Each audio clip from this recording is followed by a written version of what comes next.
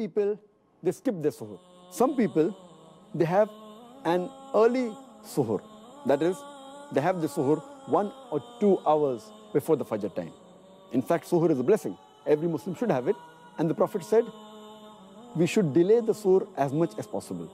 We should have it till just before the Fajr time.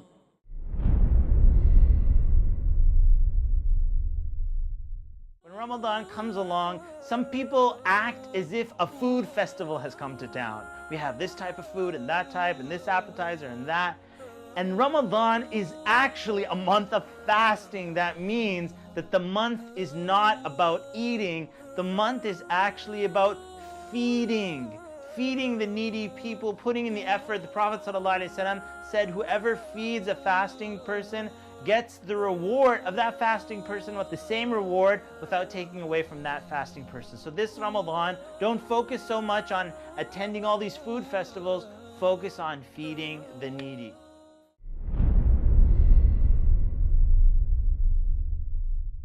The third mistake committed by Muslims in this category is that they delay opening their fast. They delay the iftar. And our Prophet ﷺ said that the people will be good as long as they hasten in breaking the iftar. That means immediately after sunset, they should break the iftar.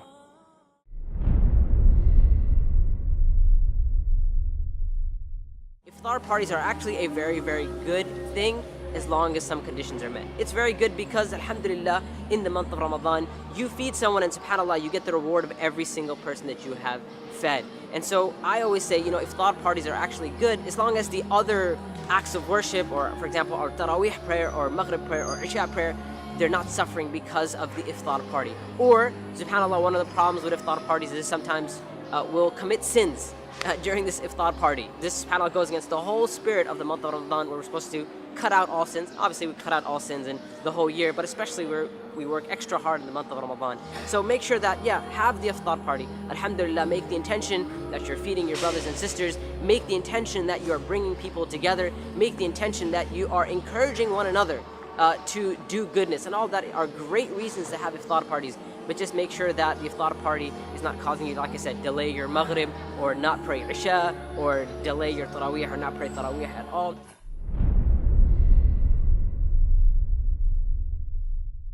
One important thing that I've been witnessing lately is that people are unable to manage their anger. Now it's like they have a short temper or something, or it's because they can't have their cigarette or their coffee, so they just release their anger and become very furious at you and make you feel like it's the end of the world. Allahu Akbar. Now how can we solve this issue? We can solve this issue by knowing that when you do not control your anger in Ramadan, what happens? You are wounding your fast up. I'm not saying that it's not accepted. It may be accepted, but you're wounding it up. Just like when you bring a man and you start smacking him around until he has bruises all over his face and you see the blood everywhere and all that. Same thing with fasting. When you fast and you start getting angry at everybody, you are wounding your fasting up. Here in this case we say, hold up, stop it, calm down, relax. Say, A'udhu billahi minash shaitanir rajeem. Say, I seek refuge with Allah from the devil, the shaitan.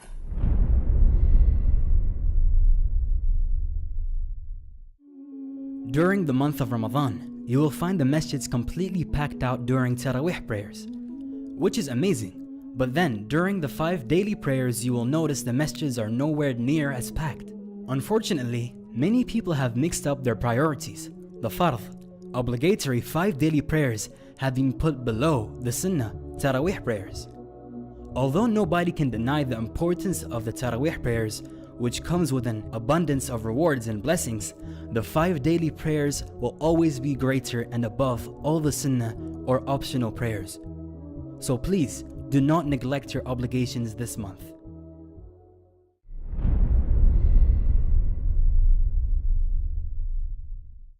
This world, addiction to the things of this world, is a curse. So we do need to handle our devices for social media in a very positive and calculated way. We can't just do it whenever we feel like, however we feel like. So we have the choice of either making our social media experience something which is going to be on our scale of good deeds, or something which is not going to be on our scale of good deeds. We have to decide beforehand. We're already caught up. We can't live without our phones. At least when we're going on the phones, we should be conscious of the impact which this phone has on ourselves as well as on others. There is so much information there, so much corruption there. Some people call it, instead of the internet, they call it the fitna net. So we best should say Bismillah before we even get on. Before we turn it on and start, we say Bismillah. Now, if we are not able to say Bismillah, this is telling us something. We're going on with the wrong intention. There's no harm in keeping contact with your friends, your circle, certain programs, etc. There's no harm, but we have to make sure that whatever we are interacting with is from the halal.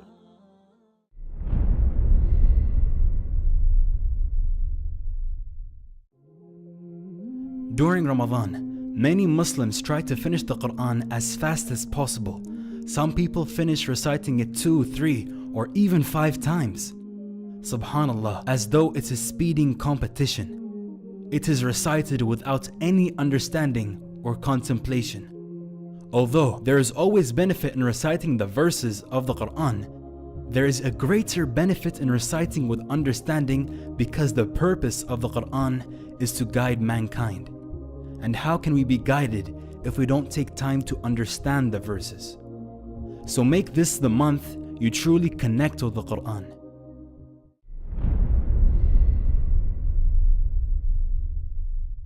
The purpose of Ramadan is to reconnect the believer to the Book of Allah like they're starting over. And the reason that's important is because the believer is supposed to reconnect humanity with the Book of Allah. The way we do that in Ramadan, the way the first generation did that in Ramadan, the Prophet ﷺ institutionalized additional prayers. Umar bin al-Khattab saw that people might lose out on that, so he made it into congregational, what we call the Taraweeh prayer, yeah? And it became an institution in this ummah. Now that institution, if you imagine the Sahaba, every time they stood in prayer and they heard Baqarah, Ali Imran, Nisa being recited, they heard the message and they understood the message. They appreciated the miracle, all in the Salah. All in the Salah. You know, sometimes you hear a powerful lecture. For them, standing in the Salah is hearing a lecture from Allah. That's what it was. They were listening to a khutbah, a maw'idha from Allah when they're standing in prayer, yes? And that was the institution. It was supposed to reconnect us with Allah Azza wa Jal in the most beautiful of ways. Okay. A few centuries later, we also have the Taraweeh prayer. Is there a difference between the way we conduct our prayers today and the spirit of those prayers of Umar bin Khattab radiallahu ta'ala anhu? There's a fundamental difference. The vast majority of you and me that are standing behind the Imam as he's reciting the word of Allah are not hanging over every word, lost and mesmerized in reflection. Rather, we are wondering, was that the first or the second? Are we on 14 or on 15? When is the ruku' coming? If the Imam takes so much as a long breath, you're like, and then he goes on to the next time, like, oh, okay. You know, some of my friends that lead Taraweeh, they're on purpose, when they get to Ayatul Kursi, they take a pause. Allahu La ilaha illahu al hayyul qayyum. And everybody's like, oh yeah, oh God, I thought it was Allahu Akbar. You know, what I'm trying to get at, besides the joke, is there's a tragedy in the ummah. This month was supposed to genuinely reconnect us with the guidance and the appreciation and the awe of the Quran, so it can separate right and wrong for us again. But today, our relationship with the Quran has been reduced to an artificial one, where we stand in prayer and the vast majority of us don't know what's being recited. We run after the best reciter and stand behind them and wonder why the person next to us is crying. And some people are crying because they don't understand. And that's a good thing. That's a beautiful thing by itself. But then there are just a few that understand and they're moved. Sometimes the Imam himself is moved. And then we're completely okay with the culture that even the one leading us in prayer has no idea what they're reciting. And we're okay with that. We're okay with that. We've accepted that as a tradition. Yeah? Is there something wrong with this? You see some problem? We have violated the spirit of Ramadan so badly on every account. And then on top of that, if you didn't finish the recitation of the entire Quran, that's why we got to speed it up in the last few days, and there's complaints about this reciter reciting too slowly. Who cares about finishing the Quran in Ramadan? I'd rather we pray less, but pray with attention and pray with awe, pray with understanding, get some guidance for it, reflect. That's what the spirit of this prayer was supposed to be.